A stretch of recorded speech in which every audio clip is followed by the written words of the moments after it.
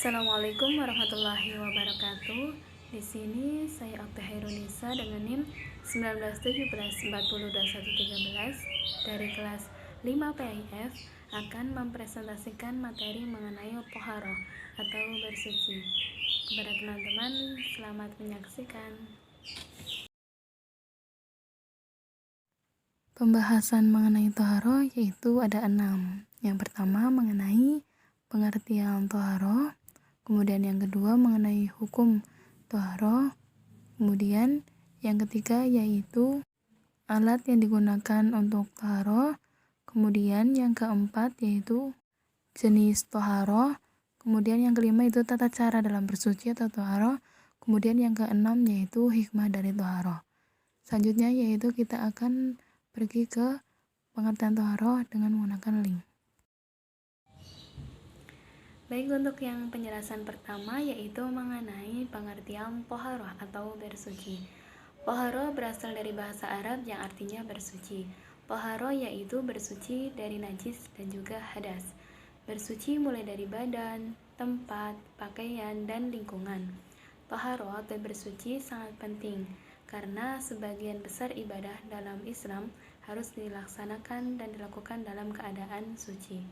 Oleh karena itu, maka setiap umat Islam wajib melaksanakan toharoh ketika akan melaksanakan ibadah dalam bentuk ibadah hal apapun. Begitu, maka toharoh sangat penting karena digunakan untuk beribadah kepada Allah, yaitu supaya dalam keadaan suci.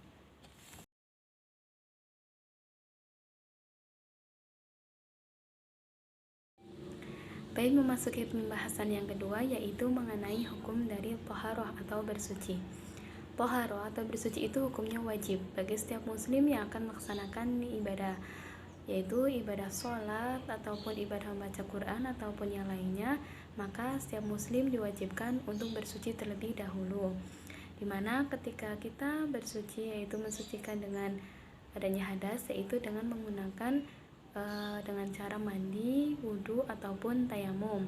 Sedangkan kita ketika akan bersuci menggunakan bersuci dari najis, itu cukup menghilangkan najis itu sendiri.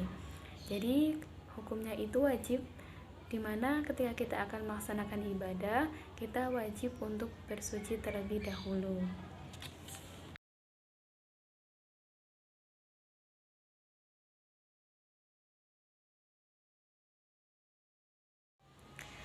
Baik, yang selanjutnya yaitu alat yang digunakan untuk bersuci.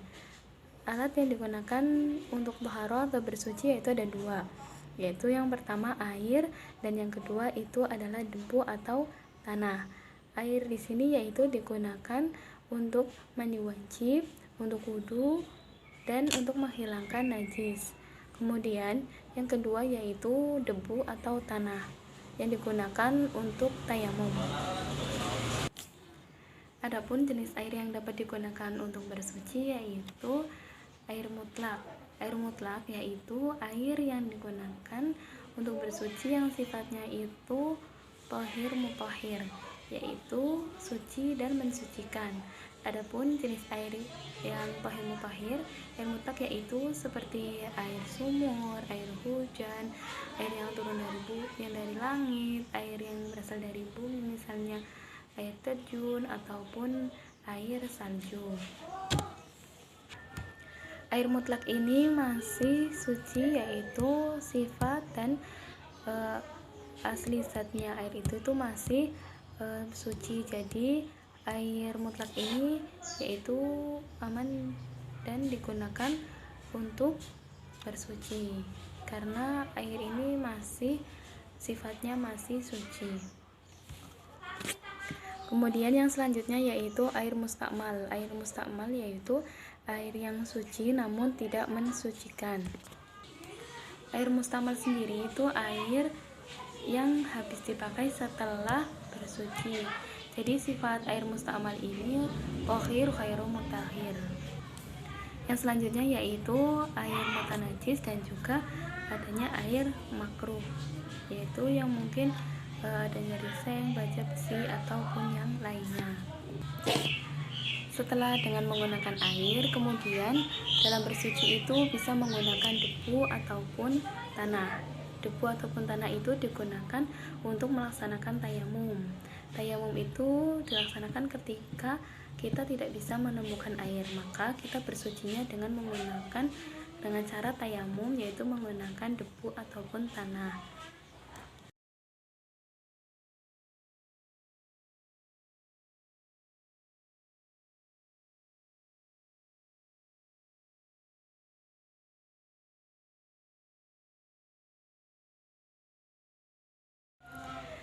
Baik, yang selanjutnya yaitu mengenai jenis dari toharoh atau jenis bersuci. Jenis toharoh atau bersuci di sini ada dua, yaitu toharoh dari najis dan yang kedua toharoh dari hadas. Toharoh dari najis yaitu bersuci dari najis, yaitu membersihkan sesuatu yang terkena najis. Najis merupakan sesuatu yang kotor dan menghalangi kebersihan serta kesucian sesuatu benda. Yaitu najis ini dibagi menjadi tiga, yaitu yang pertama najis mukhafafah, yang kedua najis mutawasithah, dan yang ketiga itu najis mukhalladah. Yang pertama yaitu najis mukhafafah. Najis mukhafafah yaitu najis ringan. Najis ringan di sini yaitu najis dari air seni anak kecil yang belum berusia 2 tahun. Anak kecil tersebut hanya minum air susu ibu dan belum makan apapun, hanya minum ASI. Cara membersihkannya yaitu cukup dengan membersihkan air atau membersihkan bagian yang terkena air seni anak kecil tersebut. Kemudian yang kedua yaitu najis mutawasithah atau najis sedang. Najis sedang di sini yaitu najis yang berasal dari misalnya darah, kemudian nanah, kemudian air kencing ataupun bangkai binatang. Itu merupakan termasuk najis mutawasithah atau najis sedang. Dalam membersihkan atau mencucikan najis sedang ini yaitu dengan cara mencuci ataupun menyiramnya dengan air. Misalnya pakaian kita terkena darah ataupun terkena nanah, itu cukup dengan mencuci pakaian tersebut sampai bersih kembali, sampai kembali ke suci. Adapun misalnya seperti bangkai binatang ataupun adanya bangkai binatang yang lain yang mungkin di lantai apapun di mana, itu cukup bisa dibersihkan dengan cara menyiramkan air supaya najis tersebut bisa hilang. Itu. Kemudian yang ketiga itu najis mukhalladah atau najis berat. Najis berat di sini yaitu berasal dari air liur anjing, yaitu cara membersihkannya itu dengan cara mencucinya sebanyak 7 kali, yaitu disertai dengan menggunakan pasir ataupun tanah. Tapi biasanya itu ketika terkena air liur anjing itu menggunakan pasir dan juga air, yaitu sebanyak 7 kali.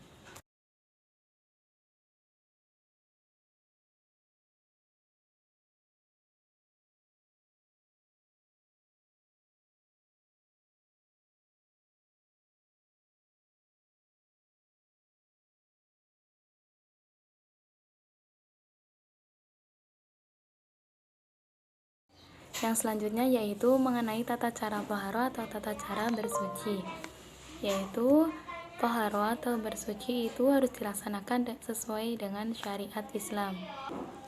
Bersuci yang tidak sesuai dengan syariat Islam itu dianggap tidak sah, dan ketika kita akan melaksanakan ibadah itu wajib melaksanakan bersuci agar ibadah tersebut nantinya juga bernilai sah di hadapan Allah.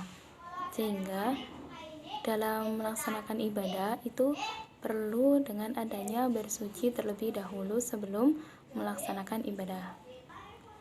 Bersuci di sini yaitu dapat menggunakan air seperti air sumur, air kemudian hujan, air dari pegunungan ataupun air lainnya, itu digunakan untuk wudhu dan juga mandi. Kemudian bersuci selanjutnya yaitu menggunakan tanah, yaitu tanah ataupun debu untuk melaksanakan tayamum. Tata cara tohara atau bersuci yaitu yang pertama mandi wajib. Mandi menurut pengertian syara yaitu meratakan air yang suci pada seluruh tubuh disertai dengan niat. Pengertian lain yaitu mengalirkan air ke seluruh tubuh baik berupa kulit, rambut ataupun kuku dengan memakai niat tertentu. Adapun hal-hal yang mewajibkan seseorang menjadi mandi wajib yaitu hubungan suami istri, mengeluarkan mani, menstruasi atau haid, kemudian nifas, kemudian wiladah yaitu atau melahirkan, dan yang terakhir yaitu meninggal dunia atau mati. Kemudian yang selanjutnya yaitu mengenai rukun dan tata cara mandi wajib, yaitu yang pertama niat, yang kedua menghilangkan najis bila terdapat pada badannya, kemudian yang ketiga meratakan air ke seluruh tubuh baik berupa rambut maupun kulit. Kemudian selanjutnya yaitu membaca basmalah dan berwudu sebelum mandi, kemudian menggosok badan dan tangan, kemudian seluruh tubuh dan mendahulukan bagian tubuh yang bagian kanan. Kemudian membasuhnya, dalam mandi itu membasuh sebanyak 3 kali dan kemudian secara tertib berturut-turut. Kemudian tata cara yang selanjutnya yaitu tata cara taharah atau bersuci, yaitu dengan wudu. Yaitu bersuci dengan cara wudu, yaitu wudu merupakan bersuci yang setiap hari dilakukan oleh setiap muslim, yaitu ketika akan melaksanakan ibadah seperti sholat ataupun membaca Quran ataupun yang lainnya. Wudu memiliki syarat dan ketentuan yang sesuai dengan syariat. Adapun yang pertama itu syarat wudu. Syarat wudu yaitu menggunakan air yang suci dan mensucikan. Kemudian yang kedua yaitu ketika berwudu mengenai semua anggota wudu, yaitu tangan, wajah, kepala, dan kaki. Semua anggota wudu harus terbasuh dan terkena air dan tidak boleh terhalang oleh apapun yang menghalangi air wudu tersebut sampai ke tubuh kita. Kemudian yang selanjutnya yaitu rukun wudu. Rukun wudu yaitu yang pertama niat, kemudian yang kedua membasuh wajah, kemudian yang ketiga membasuh kedua tangan yaitu sampai sikut, kemudian selanjutnya yaitu mengusap kepala, selanjutnya membasuh kaki, dan terakhir itu tertib. Yang selanjutnya yaitu mengenai sunnah wudhu. Adapun sunnah wudhu yaitu yang pertama membaca basmalah, kemudian yang kedua menggosok gigi, yang ketiga berkumur-kumur, yang keempat menghisap air ke dalam hidung atau istinsyak, kemudian selanjutnya yaitu mengusap dan menyela-nyela jari tangan dan kaki, kemudian mengusap kedua telinga dan mengusap dan membasuhnya itu anggota badan itu masing-masing sebanyak 3 kali, kemudian mendahulukan anggota bagian sebelah kanan. Selanjutnya yaitu dilakukan secara berurutan atau tertib dan berdoa setelah wudhu. Kemudian adapun hal-hal yang dapat membatalkan wudhu yaitu pertama keluar sesuatu dari kupul dan juga dubur, kemudian tidur, bersentuhan kulit secara langsung dengan lawan jenis, dan juga menyentuh kemaluan dan dubur. Yang selanjutnya yaitu mengenai tata cara wudhu, yaitu seperti teman-teman lihat di layar ini sudah ada gambar mengenai tata cara wudhu, yaitu mulai dari nomor 1 sampai dengan nomor 8. Yaitu adapun penjelasan dari nomor 1 itu niat, kemudian diiringi sambil mencuci telapak tangan sambil membaca basmalah. Kemudian yang kedua yaitu berkumur-kumur, yaitu sebanyak 3 kali. Kemudian yang nomor 3 itu hirup air ke dalam hidung atau disebut dengan istinsyak. Kemudian yang keempat itu membasuh muka juga sebanyak 3 kali. Kemudian yang kelima membasuh kedua tangan dari ujung jari sampai dengan siku. Jadi ketika kita wudhu itu diusahakan siku itu harus basah, harus terkena air wudhu. Kemudian yang keenam yaitu mengusap sebagian atau seluruh kepala, itu seperti dalam gambar seluruh atau sebagian kepala. Kemudian yang ketujuh yaitu mengusap kedua telinga, dan yang terakhir yaitu membasuh kedua telapak kaki, kemudian membaca doa setelah wudhu. Itu keterangan mengenai tata cara wudhu yaitu dari nomor 1 sampai dengan nomor 8. Untuk teman-teman bisa diperhatikan urutannya seperti itu, dan untuk memudahkan dalam berwudhu itu biasanya kita itu diajarkan dengan adanya musik ataupun dengan adanya gerakan wudhu itu sendiri. Jadi adapun itu biar memudahkan kita nantinya ketika dalam wudhu, yaitu dengan adanya tepuk wudhu. Jadi tepuk wudhu itu yang pertama itu seperti ini: baca basmalah sambil cuci tangan, kumur-kumur basuh hidung basuh muka, tangan sampai ke sikut, kepala dua telinga, terakhir cuci kaki dan berdoa. Itu sedikit penggalan supaya kita itu memudahkan kita dalam mengingat urut-urutan wudhu ketika dalam proses belajar. Mungkin seperti itu ya teman-teman. Yang selanjutnya yaitu mengenai tata cara wudhu, yaitu seperti teman-teman lihat di layar ini sudah ada gambar mengenai tata cara wudhu, yaitu mulai dari nomor 1 sampai dengan nomor 8. Yaitu adapun penjelasan dari nomor 1 itu niat, kemudian diiringi sambil mencuci telapak tangan sambil membaca basmalah. Kemudian yang kedua yaitu berkumur-kumur, yaitu sebanyak 3 kali. Kemudian yang nomor 3 itu hirup air ke dalam hidung atau disebut dengan istinsyak. Kemudian yang keempat itu membasuh muka juga sebanyak 3 kali. Kemudian yang kelima membasuh kedua tangan dari ujung jari sampai dengan siku. Jadi ketika kita wudhu itu diusahakan siku itu harus basah, harus terkena air wudhu. Kemudian yang keenam yaitu mengusap sebagian atau seluruh kepala, itu seperti dalam gambar seluruh atau sebagian kepala. Kemudian yang ketujuh yaitu mengusap kedua telinga, dan yang terakhir yaitu membasuh kedua telapak kaki, kemudian membaca doa setelah wudhu. Itu keterangan mengenai tata cara wudhu, yaitu dari nomor 1 sampai dengan nomor 8. Untuk teman-teman bisa diperhatikan urutannya seperti itu, dan untuk memudahkan dalam berwudu itu biasanya kita itu diajarkan dengan adanya musik ataupun dengan adanya gerakan wudu itu sendiri. Jadi adapun itu biar memudahkan kita nantinya ketika dalam wudu, yaitu dengan adanya tepuk wudu. Jadi tepuk wudu itu yang pertama itu seperti ini: baca basmalah sambil cuci tangan, kumur-kumur basuh hidung basuh muka, tangan sampai ke sikut, kepala dua telinga, terakhir cuci kaki dan berdoa. Itu sedikit penggalan supaya kita itu memudahkan kita dalam mengingat urut-urutan wudhu ketika dalam proses belajar. Mungkin seperti itu ya teman-teman.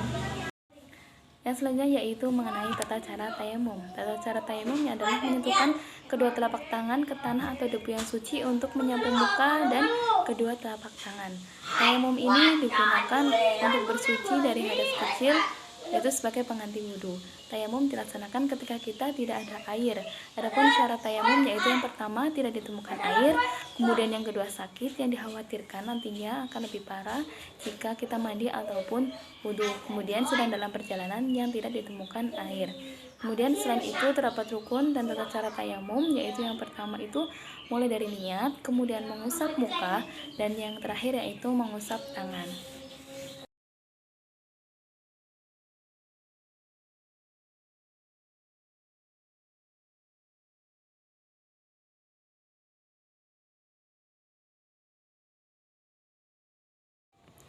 Baik, yang selanjutnya yaitu mengenai hikmah dari toharoh atau bersuci, yaitu yang pertama menjaga kemuliaan dan wibawa kita sebagai umat Islam, yaitu orang yang kotor atau orang yang mungkin bau atau kurang menjaga kebersihan itu biasanya orang-orang di sekitar kita itu tidak nyaman dengan kehadiran kita, sehingga kita itu harus bersuci dan menjaga kebersihan, karena dengan itu akan menjaga wibawa kita sebagai orang Islam. Kemudian yang kedua yaitu menjaga kesehatan, dan kita bersuci maka segala penyakit itu akan hilang. Misalnya dari lingkungan saja kita menjaga kebersihan, maka kita juga akan menjaga kesehatan diri kita dan juga orang lain. Kemudian yang ketiga yaitu Allah mencintai orang-orang yang bersuci dan bersih. Karena hal itu, dengan begitu maka kita akan setiap menghadap ke Allah itu akan beribadah ataupun yang lainnya itu kita harus diwajibkan dalam keadaan suci dan juga bersih, karena dengan begitu merupakan suatu bentuk pengagungan kepada Allah Subhanahu wa taala.